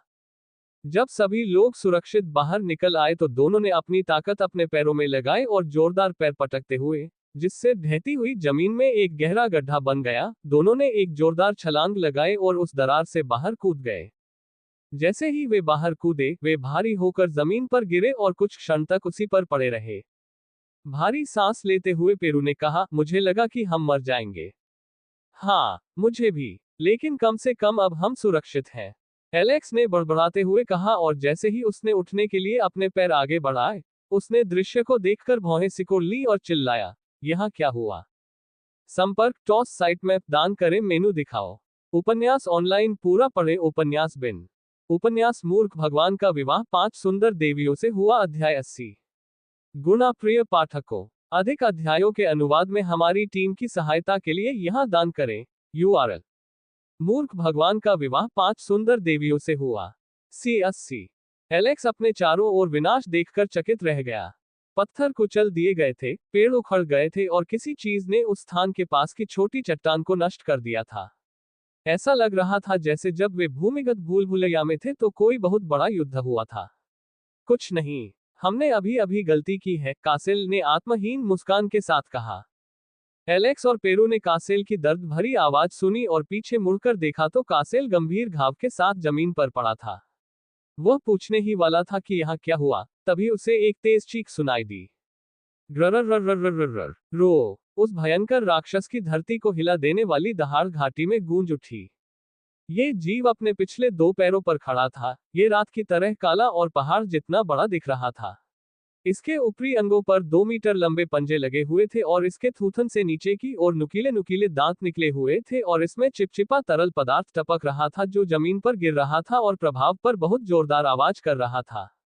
अज्ञात ऊर्जा स्पंदनों ने उसके पूरे शरीर को ढक लिया था, यहाँ तक कि उसकी आंख से भी लाल रोशनी निकल रही थी, जिससे उसका चेहरा और भी भयावह हो गया था। पुराने दिनों में भी भालुओं को उनके आक्रामक स्वभाव और क्षेत्रीय प्रवृत्तियों के कारण डराया जाता था, और भी ज्यादा तब जब उक्त भालू 18 मीटर लंबा और 140 टन से ज्यादा वजनी हो। ये राक्षस भालू जैसा दिखता था और इसे बाइक के नाम से जाना जाता था। बाइक के सिर पर एक बड़ा सींग था और उससे निकलने वाली आभा अर्ध महाकाव्य स्तर की प्रतीत होती थी। वर्तमान में यह एक और राक्षस के साथ संलग्न लग रहा था जिसे उसने मांस के पेस्ट में पटक दिया। कैसल, क्या तुम ठीक हो? एलेक्स खड़ा हो गया और चारों ओर उस उग्र राक्षस द्वारा मचाई गई तबाही को देखने लगा। खांसी खांसी। कासेल ने थोड़ा खून उगला और अपने बड़े उभरे हुए कुत्ते के पंजे से खून पोंछते हुए कहा, मैं ठीक हूं। जमीन हिलने के बाद जमीन से एक बड़ा पंजा निकला। इसे देखते ही मैंने दूसरों को सुरक्षित दूरी पर जाने का आदेश दिया और उससे लड़ना शुरू कर दिया। मैं अकेले इससे नहीं लड़ पाया और इसने एक ही वार में मुझे घायल कर दिया और मेरी पीठ काट दी। सौभाग्य से वहां एक ओर्क भी था जो बाहर निकल आया और उससे उन्मत्त होकर लड़ने लगा, लेकिन ऐसा लग रहा था कि वह शीघ्र ही पराजित हो जाएगा। कैसल ने स्थिति स्पष्ट की। शायद उस ओर्क ने मुझे याद किया और मुझे बचाने की कोशिश की, कासेल ने दुखी स्वर में कहा, जबकि वह ओर्क शवों की ओर देख रहा था, जिनमें से 2 को वह व्यक्तिगत रूप से जानता था। इसके अलावा बाइक पर हमला करने वाला ओर्क उनके कबीले का अग्रिम पंक्ति का योद्धा था। एलेक्स ने उन अन्य लोगों की ओर देखा जो अभी अभी छेद पर चढ़े थे और घबराहट और भय से नीचे देख रहे थे, और फिर उस विशाल शक्तिशाली जानवर को देखा और चिल्लाया, पीछे हटो। केवल शिष्य रैंक ही सहारे के लिए किनारे पर खड़ा है और हमारी सहायता के लिए तीर चलाता है, जबकि पेरू, मैं और कैसल इसका ध्यान रखेंगे, एलेक्स ने कैसल के घाव के बारे में पूछते हुए कहा। कासेल ने जवाब दिया कि वह लड़ सकते हैं और उनके घाव भरने शुरू हो गए हैं। एलेक्स ने अपनी तलवार को बाहर निकाला और मूठ पर पकड़ मजबूत करते हुए उस विशाल शक्तिशाली बाइक की ओर बढ़ा, जो अंतिम सांस ले रहे शीर्ष मास्टर रैंकॉक से भिड़ रहा था। पेरू ने अपना हैमरहेड शॉट उठाया और एलेक्स का अनुसरण किया। एलेक्स ने अवसर का लाभ उठाकर बाइक पर छिपकर हमला करने की योजना बनाई, जो उस समय ओर्क के साथ भिड़ रहा था। बाइक को यह आभास हो गया कि लोग उसकी ओर आ रहे हैं, इसलिए उसने अपना पंजा घुमाया और ओर्क की गर्दन पर गहरा प्रहार किया तथा उसका गला काटते हुए ओर्क का सिर धड़ से अलग कर दिया और उसे तोप के गोले की तरह एलेक्स की ओर फेंक दिया। एलेक्स ने उस आने वाले सिर को देखा जो उसकी ओर आते समय हवा में घूम रहा था और खून छिड़क रहा था। एलेक्स ने इससे बचने के लिए अपना शरीर मोड़ा और जमीन से फिसला और फिर एक चट्टान पर कूदते हुए खड़ा हो गया और बाइक की ओर कूदने के लिए इसे पैर रखने के स्थान के रूप में इस्तेमाल किया। बाइक ने अपने बड़े मोटे हाथों और लंबे तीखे पंजों को उठाकर एलेक्स की ओर झपट्टा मारा। एलेक्स ने आते हुए पंजों को देखा और पंजों के मार्ग की गणना की तथा पंजों के बीच के अंतराल पर प्रहार करने के लिए अपनी भुजाएं खोलते हुए अपने शरीर को हवा में घुमाया। Ads by pub future. एक खनकने की आवाज सुनाई दी और एलेक्स ने अपना शरीर झुकाया, जबकि पंजे उसके कवच को खरोंच रहे थे, जिससे एक तीखी आवाज आई जिससे चारों ओर हवा में चिंगारियां उड़ने लगी। एलेक्स ने अपने शरीर को अप्रत्याशित कोण पर मोड़कर वार से बाल बाल बचा लिया। जैसे ही बाइक के पंजे एलेक्स के पास से गुजरे, एलेक्स ने उसे बहुत ही सुंदर तरीके से चकमा दे दिया। एक आकृति आगे बढ़ी और उसने अपना हथौड़ा उठाया तथा बाइक के पंजों पर वार किया। टकराना। जब हेमरहेड मछली बाइक के पंजों से टकराए तो चिंगारियां उड़ने लगी और बाइक को तेज दर्द महसूस हुआ और उसने अपना हाथ झटका जिससे पेरू हवा में उड़ गया। एलेक्स जमीन पर उतरा और उसने देखा कि पेरू को बाइक ने पीछे की ओर गोली मार दी है, जिसकी ताकत ने पेरू को स्पष्ट रूप से पराजित कर दिया। हल्का सा असहनीय दर्द महसूस करते हुए बाइक ने अपना सिर उठाया और दहाड़ लगाई। उसकी चीख एक बेहद भयानक सांस के साथ आगे की ओर फूट पड़ी और जमीन पर बड़ी बड़ी दरारें पड़ गईं जो एक रेडियल पैटर्न में फैल गईं। एलेक्स को लगा कि उसके मन में खतरे की घंटी बज रही है और किसी और की अपेक्षा बाइक के अधिक निकट होने के कारण उसे स्पष्ट रूप से खतरा महसूस हुआ और उसने ऊर्जा के तेज विस्फोट से स्वयं को बचाने के लिए अपनी दोनों भुजाओं को ऊपर उठाया तथा उन्हें एक दूसरे के ऊपर चढ़ा लिया। लगभग उसी समय भयानक दबाव ने उन्हें पीछे धकेल दिया। एलेक्स ने अपनी टांगों में ताकत लगाकर जमीन पर मजबूती से खड़ा हो गया, लेकिन उसने पाया कि बाइक की भयानक सांसों ने उसे दर्जनों मीटर दूर धकेल दिया था और इसके अलावा उसके पैरों के नीचे दो बड़े निशान थे। एलेक्स को अपनी बाहों और पैरों में सुन्नता महसूस हुई और वह बाइक की भयावह शक्ति को महसूस कर अंदर से भयभीत हो गया। उनकी वर्तमान ताकत प्रारंभिक गुरु के पद के समान थी, लेकिन बाइक की दहाड़ के सामने उन्होंने मुश्किल से अपनी सांस रोकी, जो शिष्यों और अनुचरों के पद को उड़ाने के लिए पर्याप्त थी। क्या यही है इस अर्ध महाकाव्य श्रेणी के जानवर की ताकत? एलेक्स ने अपने होठों से बहते खून को पोंछते हुए मन ही मन बुदबुदाया और मुंह में खून थूक दिया। इससे पहले कि बाइक कोई कदम उठा पाती, एलेक्स पूरी ताकत से पीछे की ओर भागा, क्योंकि उसे लगा कि अभी बाइक के घेरे में आना काफी खतरनाक था। एलेक्स को पीछे हटते देख बाइक ने उसका पीछा करने की कोशिश की, लेकिन उस पर बाणों की वर्षा होने लगी। बाइक को हल्की सी गुदगुदी महसूस हुई और उसने अपना मुंह खोल दिया। एक भयावह सांस के साथ प्रकाश की एक किरण उसके थूथन पर एकत्रित होने लगी। वह आदमी उसके मुंह के पास संघनित होने लगा और जल्द ही उसके थूथन पर एक चिंगारी दिखाई दी और अपनी छाती पीटते हुए उसने उन लोगों पर तीर चलाए जो उस पर तीर चला रहे थे। पेरू की आंख की पुतली सिकुड़ गई और उसने अपने तात्विक वायु जादू का प्रयोग किया और समूह पर तेज गति से हवा चलाई, जिसने पीछे से तीर चलाए और उन्हें प्रकाश की किरण के चाप से दूर कर दिया।